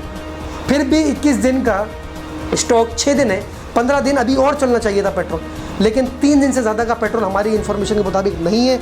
ऐपरा के जो हमारे अहदेदार हैं वो डिमांड कर रहे हैं। आज भी आप देखें कराची के अंदर बेतादाद पंप बंद हैं, बहुत, पंजाब तो और ज़्यादा सर्वाइव कर रहा है क्योंकि उसको कैरियर चाहिए, कराची पोर्ट पे डिपो पे ऑयल रिफाइनरी में खाली होता है, फिर उसको तकरीबन 2 से 3 दिन चाहिए पेट्रोल पंजाब तक उसको अपनी जगह से मुयस्सर करने में आवाम में। तो ये बहुत बड़ा क्राइसिस है। इसके अंदर ना एली गवर्नमेंट की है कि उन्होंने चेक एंड बैलेंस नहीं किया। आप देखें हमारे पास डीसी एसी आके छापा मारने को किस कैपेसिटी में, मतलब हमें आप बंद करेंगे? मैं देख रहा हूँ सोशल मीडिया के पे कंपेन चल रही है हमारे ख़िलाफ़। मैं आपका शुक्रिया अदा करता हूँ उज़ैर साहब कि आप हमारा बाल जो इख्तियार बैठे हुए जिनको पावर दिया है, आप हमारी आवाज़ पहुँचाएँ। मैं फुल राइट देता हूँ, डीसी साहब आएँ, हमारा टैंक चेक करें। और मैं उनको एक बात समझाना चाह रहा हूँ, असिस्टेंट कमिश्नर साहब को भी, डीसी साहब को भी, आप हमारे लिए काबिल एहतराम है, मोतबर लोग हैं, हम आप पे भरोसा करके तो कारोबार कर रहे हैं। लेकिन आप लोग एक बात ये समझें कि अगर मेरे पास पेट्रोल होगा, मैं 2-2.5 जो भी मेरा प्रॉफिट है वो मैं रख के बेचूंगा तो तनख्वाही दूंगा ना। मुझे कितनी रकात का सवाब है कि मेरे पास पेट्रोल भी और मैं बंद करके बैठ जाऊँ और लोगों को पेट्रोल नहीं दूँ और प्रॉफिट नहीं कमाऊँ। लोड शेडिंग मुस्तकिल चल रही है, जनरेटर हमारे चलते हैं, हम किस तरह से कवर करेंगे? आप मुझे बताएं, अगर डीजल मुयस्सर नहीं होगा, 6 घंटे की लोड शेडिंग है, गैस चले हमें मुयस्सर है, डीजल पीछे से नहीं आएगा, मैं जनरेटर कैसे चलाऊँगा? मुझे क्या सवाब मिल रहा है? आप देखें मेरी लेबर जो तनख्वाह लेने के लिए बैठी हुई है, वो पेट्रोल नहीं बेच पा रहा मैं, तो मुझे प्रॉफिट भी नहीं आ रहा। मैं कब कितनी हद तक जो सर्वाइव बाकी बिजनेसेस कर रहे थे हमारे, अब ये गवर्नमेंट हमें उस पे लाई है कि जो असेंशियल नीड्स हैं, इन्होंने शॉर्टेज करके मेडिसिन महंगी कर दी हमारी, जो उसकी डिमांड है। अब मैं देख रहा था कि सना मक्खी के ऊपर ये चल रहा है, उसको 800 रुपये किलो कर दिया है। पेट्रोल एक असेंशियल नीड्स में था, उसके शॉर्टफॉल क्राइसिस करके उसको ख़राब कर रहे हैं उस इंडस्ट्री को। मतलब किस तरह आपकी इकनॉमी चलेगी? मैं तो वज़ीर आज़म साहब से भी कहूँगा, चीफ़ ऑफ आर्मी स्टाफ से भी कहूँगा, और जो डीसी साहब हैं और सीएम सिंध है मुराद अली शाह साहब, जो फैसले करते हैं वाला लोग, आप लोग तरीके से समझें। एकदम जाके गाड़ी स्टार्ट करके एक मोबाइल पीछे ले जाकर पंप सील कर देते, कुछ भी नहीं होगा जनाब। आप लोग अगर हमें सर्वाइव करवाएंगे तो और इकनॉमी ख़राब होगी। बल्कि आप लोग तो हमारे साथ खड़े हो, हमसे पूछें क्या मसला है, बल्कि सीएम साहब को लेटर लिखें हमारी तरफ से कि, और पीएम साहब को लेटर लिखें, एसी साहब और डीसी साहब, कि भाई ये गलत ज़्यादती हो रही है। जब तक पेट्रोल मेक श्योर नहीं होगा, हम तक नहीं पहुंचेगा, ये हमारी मिल्कियत नहीं है, ना हम अपने पानी के टैंक से निकालते हैं इसको, हम तक आएगा, ये आएगा। आप भी बेहतर समझने वाले हैं। बहरहाल अल्लाह सबको हिदायत दे, अकल दे, आवाम भी अकल ले, समझे हम कहाँ खड़े हैं, वो कहाँ खड़े। हसाम साहब, आपने माशाल्लाह बड़ी तफसील से अपनी जो है वो बात आवाम के सामने रखी है और बहुत डिटेल में जो है वो हमें बताया है कि किस तरह जो है वो ये सारी चीज़ें होती हैं, और आपने अपना अच्छा मौक़िफ़ समझा। और मैं समझता हूँ कि आवाम को भी ये तमाम बात समझनी चाहिए कि किस तरह जो है ये एक असल मसला है जो आप बता रहे हैं। हकीकत है कि अगर आपके पास पेट्रोल नहीं होगा तो कहाँ से देंगे। अच्छा, इससे कबल भी हमारी पेट्रोल पंप मालिकान से गुफ्तगू हुई। अच्छा, अब आपकी गुफ्तगू में से एक बात मुझे याद आई जो आपने अभी एक अहम बात की थी, तो मैं उस पर आपसे सवाल करना चाहूँगा। आपने कहा कि कंपनीज़ ने कहा कि जी जो पेट्रोल की जो कीमतें हैं वो फ़िलहाल कम ना की जाएँ, लेकिन और उनको वापस बढ़ाया जाए। तो ऐसी सूरत हाल में जो पेट्रोल की कीमत कम हुई है उसके वैसे ही आवाम को समरात नहीं मिले, क्योंकि वो जिस तरह दरबदर की ठोकरें उन्होंने खाई हैं और जिस तरह वो जलील हुए हैं, वो तो उनका अल्लाह ही मालिक है। अच्छा, आप भी जानते हैं कि पूरी मईशत का जो पहिया है वो पेट्रोल से चलता है। तो ऐसी सूरत हाल में अगर दोबारा से कीमतें बढ़ाई जाएंगी तो फिर तो आवाम को तकलीफ़ होगी। इस पर आप क्या कहेंगे? देखिए, मैं उज़ैर साहब आपको एक बात बताता चलूँ कि ये गेम किया है OMCs, ऑयल मार्केटिंग कंपनीज, जिनको ओगरा ने बगैर किसी टर्म्स एंड मतलब होते तो हैं डॉक्यूमेंट में, तो टर्म्स एंड कंडीशंस होते हैं, लेकिन हर साल हर कुछ 15 दिन 20 दिन बाद उनके विजिट्स होते हैं। इतना लाखों का बजट हमारा उनकी तनख्वाहों में जाता है ओगरा के लोगों की। वो क्यों एक्शन नहीं ले रहे? क्यों वो चेक नहीं कर रहे थे जाके कि इनके पास स्टॉक नहीं है? क्यों डिप चेक नहीं करी उन्होंने जाके डिपोज़ की कि कितना स्टॉक है? उन्होंने क्या किया OMCs ने कि पहले पेंडेमिक सिचुएशन की उनकी सेल गिरी, जैसे कि मैंने आपको पहले बताया। फिर जब डिमांड बढ़ने लगी और रेट गिरने लगे पाकिस्तान के अंदर, उन्होंने इंपोर्ट अपनी बंद कर दी। अब उन्होंने कहा कि गवर्नमेंट हमारे साथ बैठे, हमें भी सर्वाइव नहीं कराए कि एकदम। देखे, मैं उज़ैर साहब को बताता चलूँ आवाम को जब सुकून मिलेगा, आवाम का भी सुकून अपनी जगह है, वो प्रायोरिटी है। लेकिन जो लोग अब स्टेक अरबों रुपया पैसा खर्च करके गवर्नमेंट की शक्ल पे बैठे हुए हैं, वो भी तो एक इकोनॉमी का सही पहिया है, पहिए का हिस्सा है। वो चलेंगे तो आवाम उनके पीछे चलेगी। आज आप देखें, मुझे पेट्रोल नहीं मिलेगा OMCs के थ्रू, गवर्नमेंट ने OMCs के साथ गलत किया, OMCs ने हमें पेट्रोल नहीं देना शुरू किया, हम बंद करेंगे, हम आवाम को पेट्रोल नहीं दे पा रहे। दूसरा, जो हमारे पास नौकरी कर रहे हैं उनको तनख्वाह कैसे देंगे? तो ये वो पहिया है जो सबकी मदद से चलता है, और इसमें सबसे बड़ा किरदार होता है स्टेट का। हुकूमतें आती जाती रहती हैं, स्टेट कायम रहती है। गवर्नमेंट एक अलग चीज़ है, स्टेट अलग चीज़ है। स्टेट की एक जिम्मेदारी है कि वो कुछ भी हो, किसी की भी गवर्नमेंट आए, PTI आए, नवाज शरीफ आए, उसको जो एक सिस्टम होता है, जो मैकेनिज्म होता है, वो वर्क कर रहा होता है, भले कोई भी आके उसको चलाए। अगर ओगरा एक इदारा है खुद मुख्तियार, उसने क्यों 21 दिन का स्टॉक चेक नहीं करा? अब जो आपकी बात रह गई प्राइसेस की, जब गवर्नमेंट सिर्फ ये देखती रही, क्योंकि गवर्नमेंट को ये पता नहीं था कि हमारे पास स्टॉक कितना है। दुनिया के अंदर होता है कि जब डिमांड ज़्यादा होती है, सप्लाई कम होती है, प्राइसेस ऊपर जाती हैं। ये सोशल मीडिया, फेसबुक और BBC इनको देख कर इन्होंने कि अमेरिका के अंदर लोग पैसे दे दे के, ये एक मिथ क्रिएट कर दी उन्होंने कि पैसे दे दे के आप पेट्रोल ले लो, हमारा लाखों बैरल जो है जहाज़ के अंदर खड़ा हुआ है, कोई ख़रीदार मिल जाए। ये सब एक मिथ्स है। ये एक पूरी दुनिया की, चाइना, रशिया, अमेरिका, सऊदी अरब, ये बड़े इसमें बड़े किरदार हैं। जैसे हम जैसे लोगों को समझ में आ रही है एक बात, हम जैसे लोग जो समझ लेते हैं थोड़ी सी वर्किंग करके, तो हुकूमत क्या कर रही है, स्टेट क्या कर रही है? स्टेट को ये पता ही था कि उसके पास स्टॉक ही मौजूद नहीं है OMCs के पास। वो ये समझ रहे थे कि हमारे पास बहुत स्टॉक है, हम गिराएंगे, फिर डंडा देंगे, पेट्रोल बिकना शुरू हो जाएगा। जब इन्होंने रेट गिराए दुनिया को देखते हुए, तो पता इनको ये चला कि पेट्रोल शॉर्ट हो गया। अब जब इन्होंने अपनी टीम वर्किंग शुरू करी तो पता चला डिपो के पास ही पेट्रोल नहीं है। जैसे अब AC साहब या DC साहब या आप मीडिया वाले मेरे पंप पे आ जाते हैं कि आप लोग पेट्रोल नहीं बेच रहे, मैं आपको दिखा दूंगा अपना टैंक कि भाई मेरे पास पेट्रोल अवेलेबल ही नहीं है। आप लोग सेटिस्फाई हो जाएंगे कि यार बंदा घर से थोड़ी ला के बेचेगा, पेट्रोल है, कोई ज़मीन से थोड़ी निकल रहा है मेरे पास। आप सेटिस्फाई हो गए। ऐसे ही जब ओगरा की टीम जागी और उन्होंने जाके रेड करी डिपोज़ के ऊपर, तो उनको पता चला भाई 7 दिन से ज़्यादा का तो स्टॉक ही नहीं है, कहाँ 21 दिन चलेगा। अब ये उनको प्रेशराइज करने लगे कि आप इंपोर्ट करें। इंपोर्ट का एक साइकिल है, पेमेंट प्री पेमेंट्स होती हैं, जहाज़ कुछ ऑन वे होते हैं, टाइम लगता है। आपको पता है साउथ चाइना सी के अंदर थोड़ी सी मसले चल रहे हैं, चाइना और अमेरिका के। इधर इंडिया और चाइना का इशू चल रहा है हमारे पास वाटर्स में। इंपोर्ट भी, दूसरा रशिया और अमेरिका, वो सऊदी अरब की बड़ी जंग चली है। अब तो वो पेट्रोल भी जब से दुनिया खुलना शुरू हुई है 20 बैरल से 40 बैरल पे आगे खड़ा हो गया। अब बात यह है कि आपके पास 8 रिफाइनरी, ऑयल रिफाइनरी पाकिस्तान में काम कर रही हैं। आप लोग बातें करते हैं कि हम दुनिया को इन्वेस्टमेंट कराएंगे, क्यों आप इन्वेस्टमेंट नहीं करा रहे? अब वो आपको काम कर रहे हैं। पाकिस्तान 22 मार्च की खबर है, 22 मार्च की, कि पाकिस्तान की एनर्जी ऑयल रिफाइनरी बंद हो गई। अटक ने चलाया है पाकिस्तान को। आप मुझे बताएं ना, ये कहाँ का इंसाफ है कि आपकी जो अपनी ऑयल रिफाइनरी है वो 22 मार्च की, आप खबर उठा के देखें डॉन न्यूज़ की, उसमें वो लिखता है कि बंद हो गई है पाकिस्तान ऑयल रिफाइनरी। सिर्फ क्या देखकर कि शॉर्टफॉल आएगा। आपकी जब गवर्नमेंट ये हरकतें करेगी कि वो दूरअंदाजी करेगी, फोर्स साइड करेगी कि यार कल को अभी जब वैसे ही कारोबार बंद होने जा रहे हैं तो शॉर्टफॉल आएगा, तो अपन लोग भी जो है ना कम एक्सप्लोरेशन करते हैं, अपना खर्चा बचाते हैं एक्सप्लोरेशन का। गवर्नमेंट ने तो ये हरकत कर ली, तो प्राइवेट OMCs क्यों छोड़ेंगी आपको भाई? वो क्यों छोड़ेंगी? समझ रहे हैं उज़ैर साहब आप मेरी बात? तो ये बड़ी गमगीन सिचुएशन है। कोई इदारा अपना काम करने को तैयार नहीं है। जब मसला आ जाता है तो जागते हैं, फिर डिमांड क्या करते हैं आवाम तक, और आवाम के पास एक सीधा ज़रिया है कि वो आके हमें इधर लानत मलामत करे, और हम एक ज़रिया है बताने का, समझाने का आप लोग हैं।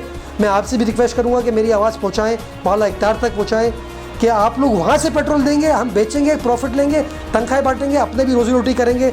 हमारे भी सिर्फ एक यही साइड चल रही है, तकरीबन सारे कारोबार सर्वाइव कर रहे हैं। हम क्यों ऐसा करेंगे? हम भी तो रोटी खाते हैं, हम क्यों ज़्यादती करेंगे? और हमारे जो लेबर है वो भी, उसको भी तो हमें तनख्वाह देनी है, हम क्यों ऐसा करेंगे? आप समझ सकते हैं मेरी बात, ये बात आगे तक पहुँचाएँ मेरी। सारी सूरत सर आपने बताई कि क्राइसिस है, कोरोना है, इंटरनेशनली लिंक है, सारी बातें ठीक हैं। As a petrol pump owner मैं आपसे ही सवाल करना चाहूँगा कि ये जो सारी सूरत हाल है, पेट्रोल की शॉर्टेज है, आप इसको किस तरह देख रहे हैं? ये कब तक चलेगा सिलसिला, कहाँ तक जाएगा?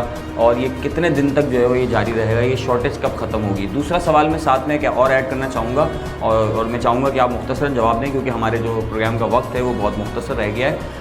तो ये जो पेट्रोल जो फ्यूल प्राइस का मसला होता है, इसके ऊपर जो है वो बड़ी जो है वो कयासराइयाँ होती हैं, बड़े मामलात होते हैं, आए दिन खबरें चलती हैं। इसकी क्या हकीकत होती है, इसकी क्या मुझे थोड़ी वजाहत आपसे चाहिए होगी कि जब पेट्रोल पंप टीवी पे अनाउंस होता है पेट्रोल का प्राइस के जी 7 रुपये कम हुए हैं, 10 रुपये कम हुए। अगर हालिया पेट्रोल की बात करें तो 7 रुपये कम हुए, 74 रुपये कुछ पैसे का जो है पेट्रोल हो गया है। लेकिन किसी पंप पे 76 रुपये का बिक रहा है, किसी पंप पे 78 रुपये का बिक रहा है, किसी पंप पे कुछ पैसे ऊपर बिक रहा है, कहीं 2 रुपये का फ़र्क है, कहीं 3 का। इसकी थोड़ी मुझे वजाहत करें और मेरे पहले सवाल का भी जवाब दें। अच्छा देखिए, पहले तो मैं आपको उधर में बता दूं, ये जो आपने सवाल किया, आपका जो पहला सवाल है कि आप क्या देखते हैं। आज संडे के दिन तक की हमें खबर थी कि हमारे पास जो गवर्नमेंट के पास स्टॉक है वो इतना ही अवेलेबल है, ठीक है। अब कल की पोजीशन ये है कि डिफरेंट कंपनीज़ के जहाज़ आके बर्थ पे लगना शुरू हो गए। अटक का शहर हमारे पास देखिए बर्थ भी कम है ना पोर्ट पे, तो 2 हमारे पास जहाज़ लगे हुए थे अटक और शैल के। आप देखेंगे कि अटक और शैल के पास आना शुरू हो गई है। अब ये है कि हमारी जो कंपनी है पूमा, जिसके हम डीलर हैं, उसके भी जहाज़ लग चुके हैं पीछे आके, टोटल का भी लग चुका है, हैस्कोल का भी लग चुका है। अब देखें, मैं आवाम से ये कहूँगा कि वो ओवर स्टॉकिंग नहीं करें, जो उसकी ज़रूरत है। जैसे गवर्नमेंट ने ये भी हमें कहा था कि आप 500 से 1000 का फ़ी बंदा नहीं देंगे पेट्रोल, लेकिन आपको पता है आवाम नहीं मानती, जनरेटर के मसले हैं, लोगों के मसले हैं, रश का मसला है। तो मैं आवाम से रिक्वेस्ट ये करूँगा कि वो ये 2-4 दिन अभी स्टेबल होने दें। जहाज़ लगना शुरू हो गए, पोर्ट्स पे पेट्रोल पहुँच गया है, क्यू में लगे हुए जहाज़, बर्थ पे ऑफलोडिंग होगी, पोर्ट्स पे आ जाएगा। साइकिल है 72 घंटे का, तकरीबन तमाम सूबों में पेट्रोल पहुंचना शुरू हो जाएगा। ये 3-4 दिन थोड़े से मुश्किल है, इसके अंदर आप लोग जब तक ये साइकिल नहीं बनती ओवर स्टॉकिंग नहीं करें, अपनी नीड कम करें। गवर्नमेंट ने ऐलान किया है लॉकडाउन का, उस पर अमल करें, कम मूवमेंट करें, अपना पेट्रोल बचाएं। दूसरी बात, अच्छा उज़ैर भाई आपने ये करी कि पेट्रोल का रेट का इशू होता है। देखिए जो रेट आता है ना, आप लोग जियो और इस पर एयरवाई पे और आप लोग न्यूज़ पे दिखा देते हैं, वो रिफाइनरी रेट होता है जो एक्सप्लोरेशन के बाद टैंक में पेट्रोल भर दिया जाता है। अब जो पेट्रोल टैंक से आप भी एक समझदार हैं, किसी दुकान से आप चीज़ खरीदते हैं, ऑनलाइन ख़रीदते हैं, वो आपको उस रेट पे देता है। वो कहता है शिपिंग चार्जेस लूँगा, आपके गेट तक के पैसे लूँगा, ठीक है ना। या आप कोई दुकान पे चीज़ खरीदने जाते हैं तो बीवी बच्चों के साथ जाते हैं तो अपना पेट्रोल या गैस फूँक के नहीं जाते, तो वो जो खर्चा टैंक का होता है, टैंकर का जो पेट्रोल की मूवमेंट है, कैरेज चार्जेस है, अब वो पर किलोमीटर होता है, इसलिए रेट डिफरेंट होता है। और रेट की कन्फर्मेशन का तरीकाकार ये है कि हर OMC, हर ऑयल मार्केटिंग कंपनी ने अपनी वेबसाइट पे, जैसे हमारे कंपनी के 400-500 स्टेशन हैं पूरे पाकिस्तान में, वो फर्स्ट को रेट जारी कर देती है with code, with serial number, with, जैसे मेरा पंप का नाम है लब्बैक CNG स्टेशन, यूनिट नंबर 2 उसका एड्रेस है, उसका PMG का पेट्रोल का रेट क्या आ रहा है। अब आप आवाम समझदार है, हम भी पाबंद होते हैं। हम डिस्पेंसर पे मैं आपको चल के दिखा सकता हूँ, अगर आप मेरे पास विजिट करें मेरे पंप पे आकर, कि उसके ऊपर हम रेट लिस्ट लगा देते हैं, एग्जैक्ट हमारा इंटरनेट पे शो हो रहा होता है, जो हमें गवर्नमेंट अलाउ करती है, हम उस पर बेचते हैं। हम एक तरह के देखें ब्रोकर हैं, यहाँ से चीज़ ली, अपना मुनाफा रखा, बेच दिया, उस मुनाफे में से तनख्वाह बांटी, उसको टैंक से निकालने का पेट्रोल जो हमारी बिजली आई वो निकाला, अपना छोटा सा मुनाफा निकाला और घर ले गए, अपना काम चला लिया। हम सिर्फ एक तरह के डीलर हैं, ब्रोकर है बीच में। हम लोग ना पेट्रोल एक्सप्लोर करते हैं, ना एक्सट्रैक्ट करते हैं, ना हम लोग तय करते हैं कि हमें कितने का बेचना है। ये गवर्नमेंट के फैसले हैं, गवर्नमेंट फैसले करती है, हम उस पर ओबे करते हैं। और कभी शिकायत आए, आपने कहा 2 से 3 रुपये का फ़र्क होता है, ऐसा नहीं है, ये पैसों में फ़र्क होता है, मैक्सिमम 50 पैसा। अगर आप लोग देखें कहीं ज़्यादा है इससे, तो आप लोग बेशक कार्रवाई करें, AC साहब को कंप्लेन करें, DC साहब को कंप्लेन करें, जो भी चीज़ें आप उसको आके बिल्कुल मॉनिटर करें। हम बैठे, हम तो आप लोगों के लिए भी खुले बैठे हैं, आवाम भी हमारा एहतसाब करे, आप लोग भी आके एहतसाब करें, हम तो खुले बैठे हैं, जो आए अपना दिल मुतमईन करें, हमें कोई एतराज़ नहीं है, बेशक बिल्कुल। जी बहुत बहुत शुक्रिया हसाम बेग मुगल साहब आपका, जवाब देखो उनको वक्त देने के लिए और हमें जो है वो वक्त देने के लिए बहुत बहुत शुक्रिया। नाज़रीन, आपने देखा हसाम बेग मुगल साहब बात कर रहे थे, जो कि लब्बैक फिलिंग स्टेशन के डायरेक्टर हैं और बेग ग्रुप के भी डायरेक्टर हैं और एक बड़े मारूफ हैदराबाद के बिजनेसमैन हैं और बड़ी गहरी निगाह रखते हैं बिज़नेस पर और फ्यूल के हवाले से काफ़ी इनका वर्कआउट है। और तो जो जितनी डिटेल्स मैं समझता हूँ आपको आज पता चली होंगी, इनके ज़रिए वो शायद आपको अब तक मालूम ना होंगी, तो ये एक जो है वो काफ़ी हमारे लिए सूदमंद साबित हुआ होगा। तो नाज़रीन, आपने हमें ज़रूर बताना है कि आज का प्रोग्राम आपको कैसा लगा। आपने अपनी कीमती राय से हमें ज़रूर आगाह करना है अपने कमेंट्स के ज़रिए। इस वीडियो को ज़्यादा से ज़्यादा शेयर करना है, यूट्यूब पर हमारा चैनल सब्सक्राइब करके उसे भी ज़्यादा से ज़्यादा शेयर करना है, लाइक करना है, कमेंट करना है। जैसे कि मैं आपको बार बार दरख्वास्त करता हूँ, अपने मेज़बान उज़ैर खान जी को दीजिए इजाज़त। इंशाल्लाह अगले हफ्ते मुलाकात होगी एक नए मसाइल किसी नए इशू के साथ। जब तक के लिए अल्लाह हाफ़िज़।